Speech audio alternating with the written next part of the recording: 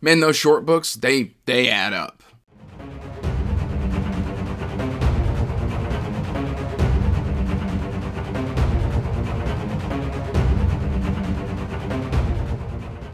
Hey everyone, welcome back to Andrew's Wizard of Reads, and as always guys, I am Andrew, and today we are wrapping up October of 2023, but before we get into that, please like this video and subscribe to the channel, as it does help the channel grow. You can find links to the Discord, my Pango books, my Amazon wishlist, and my Patreon if you want to help support what I do. All of those social media links are in the description box down below. The Patreon goes towards equipment costs towards the channel. I'm upgrading lighting. As you can see, lighting's kind of been a little murky the last couple of videos. And I'm also going to upgrade the camera as well to a big boy YouTuber camera. So if you want to do that, that is in the description box down below. And it is always greatly appreciated. And that said, I kind of suffered from a lot of mood reading this month. A lot of mood reading. To the point where I think I'm going to do what my friend Tori from Tori Talks has done. And after November, because I've already filmed a November MBR, I'm not going to be doing those anymore. I'm going to be taking a break from TBRs, MBRs, and just embracing mood reads and things of that nature, and then instead just doing a wrap-up. And that's it. We're going to start off talking about the books that I NFN'd and DNF'd. The one I NFN'd is Seth Ring's Dreamer's Throne, and I think this one just came down to mood reading. This is a lot of stats for a lit RPG, like to the point where like you've got skill trees and stuff like that the main protagonist can do, and it was just a bit much for me. That's a little bit more lit RPG / game lit than I like my lit RPG game lit to be. So I'm gonna try and come back to do this one again, but I'm kind of concerned that heavy stat-based lit RPGs may not be for me. And so that's Seth Ring's Dreamer's Throne. This is his new book.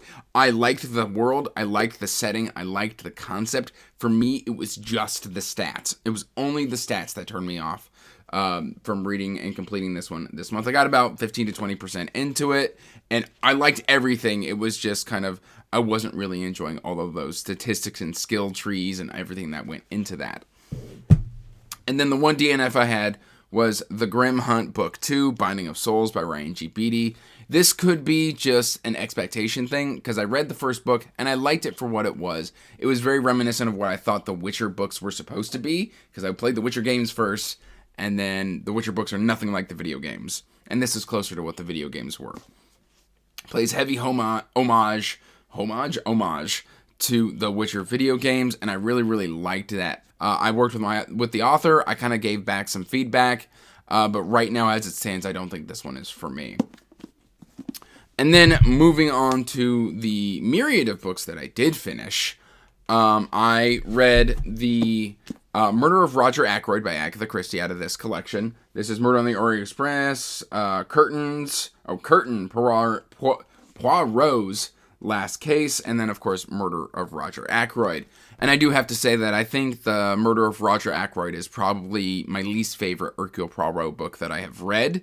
The ending felt cheap, it felt unearned, it felt deceitful, it felt like I had just wasted my time reading a book. It felt like the author just lied to me. And I did a short on this. I don't like certain kinds of unreliable narrator. And this was a strong case of what really turned me off of this. It was still like the 80 to 90% of that story was fantastic. It was the last 10% just utterly wrecked the experience for me. So that was a real big downside to that book. I only gave it like 3 stars. However, I then went back and did The Mysterious Affair at Styles, which was the first Hercule Poirot book, because I think Agatha Christie did like 32 of them, and that was amazing. I gave that 5 stars. So I did 2 Hercule Poirot books this month, and one worked for me and one didn't, which, I mean, hey, that is what it is. I then read 4 Ray Bradbury books, and I had to restrain myself from reading more. I read Something Wicked This Way Comes, The Halloween Tree, and the short story collection that has 19 short stories in it, with The October Country. And I just did a live show with Owen Edwards, where we talked about this for about an hour and a half. It was a great live show. I'll have it linked in the description box down below if you want to go and watch that. Whenever I try and link a live show up in the cards, it never takes. And it always I'm pointing at nothing. So it'll be in the description box down below. Fingers crossed that works. But that was a great live show and a great discussion. And I highly recommend you subscribe to Owen's channel. And then the other one that I went and read is I read Fahrenheit 451. And at 33, like you would think I had already read this book before, I hadn't. And I'm so glad that I finally got to read this book. I really, really enjoyed it. It was definitely a lot bleaker than I thought it was going to be, and there was not a lot of hope in the story, but there was some kernels of hope. It was so visceral and so good. I had to literally stop there for the month. I was like, okay, 4 Ray Bradbury books is good enough. The whole thought of books being just outlawed, and they can take these television programs that are just mindless, and they can make sure that the ads say your name to you. Terrifying stuff where everybody felt just kind of brainless, and it felt bleak and post-apocalyptic, which of course it was. It was a really, really good story. Then of course I read Flowers of Esterhelm, and this is book 3 of The Wandering Inn. I do have a spoiler I have a spoiler review for that one coming out here soon. It was so good. 5 stars. So far, it's my favorite Wandering Inn entry so far. It is only half of volume 3, because basically book 1 and 2 are volumes 1 and 2, but then book 3 and 4 are volume 3. It kind of split it because it got too big and too unwieldy. So we'll see how I feel about book 4, and then that'll kind of gauge my overall thoughts on volume 3, but so far it's off to a really, really strong start. 5 stars all the way through. I loved that story.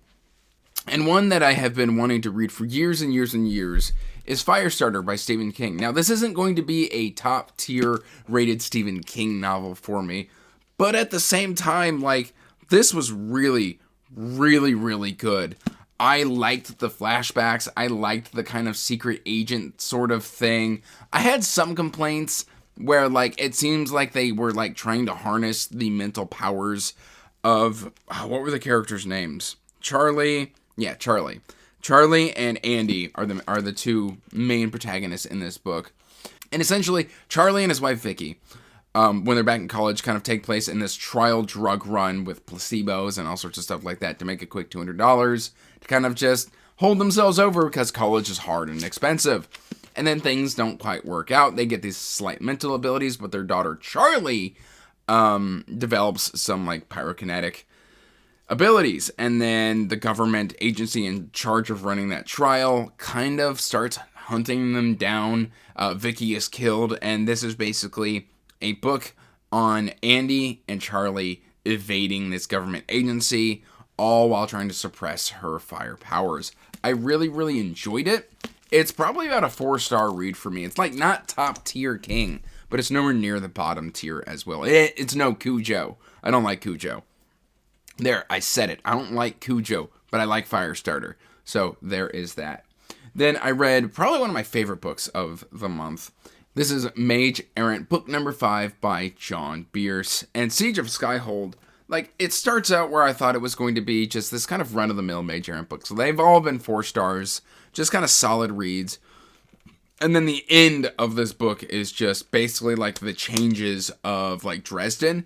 It completely shakes up the game. It's fantastic. It's pulse pounding. All the groundwork is there for you to see. And if you don't catch it, it caught me off guard. I didn't see it coming, and I thought it was really, really well done. So just Hugh and the gang and just Alustin and all of them is fantastic. I really, really enjoyed Siege of Skyhold. It made me glad that I kind of came back to the series and pushed through. No, I don't want to say push through. Kind of just did one a month. It was so worth it. I then read Blood of Assassins by R.J. Barker. And I am sensing that I'm being a little negative this month. And I don't know if that's due to the mood or what. I liked Blood of Assassins, but I have a lot of criticism for it. I should probably take out the bookmark. I have a lot of criticisms for this one.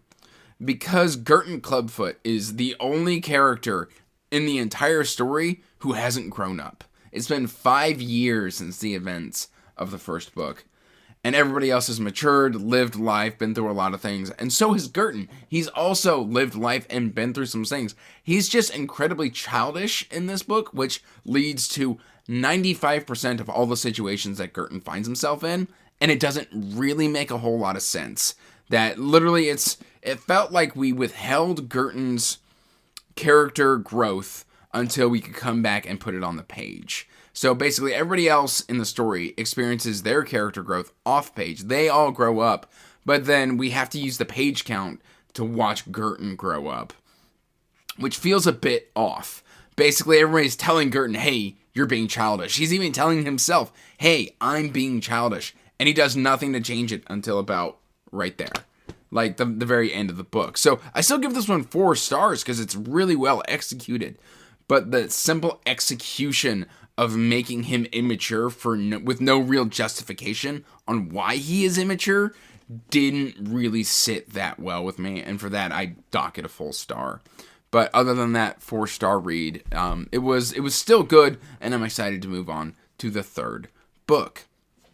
Now, my favorite read of the month, this is one of my favorite reads of the year, is The Assassin of Grins and Secrets by K.E. Andrews. This is the one that I think has ignited my love. Like, don't get me wrong, the Age of Assassins kind of lit the spark. This is the Inferno that has lit my love for the assassin fantasy genre. Saren is amazing in this story. I love the world. I love the way she experiences the world. I just recorded my review last night, so keep an eye out for it. This one was really, really, really good. This is a must-read self-pub book. I loved everything about this. In fact, I loved it so much that I then went to go see what else K.E. Andrews had written. I bought SPF B09 semifinalist Hills of Heather and Bone when I was about 20% into this. And then I also went and bought and downloaded Priest of Moonlight, which is like a 44-page novella by K.E. Andrews, and I devoured that in a single sitting. It was so good, great explorations on just tragedy and trauma and self-worth, and there's just so much packed into K.E. Andrews' writings. I loved both of these stories, and I can't wait to read her SPF B09 semifinalist. And then I think I've only got one more book to talk about, and that's On the Shoulders of Titans. This is Arcane Ascension Number Dose by Andrew Rowe, and this was an absolute banger. I really, really, really enjoyed this story because Corin Keynes is trying to get stronger. He's trying to figure out how to compete with people who are more powerful than him. He's got some really strong allies, but he's like, man, I've only really leveled up to Carnelian, which is okay for somebody at my age range, but he wants to be punching with the people in the big leagues. This is a lot of action, a lot is going on in the story, and I just really, really enjoyed the evolution. And I thought it was very clever at the end to have it kind of lead into the prequel series, where it kind of goes, okay, I've told my story up to this point. Now it's your turn. You tell the story of how you came to be, like, and then it just says 6 Sacred Swords, which goes back to then into the reading order. There's kind of 2 separate reading orders for this series, but I'm going to follow the one that the books kind of flow through. And so sometime, and I think hopefully either December or January, I will read 6 Sacred Swords by Andrew Rowe, and then I can just kind of keep this train going. I'm really, really enjoying the world. I'm enjoying the writing. I'm enjoying pretty much everything about it.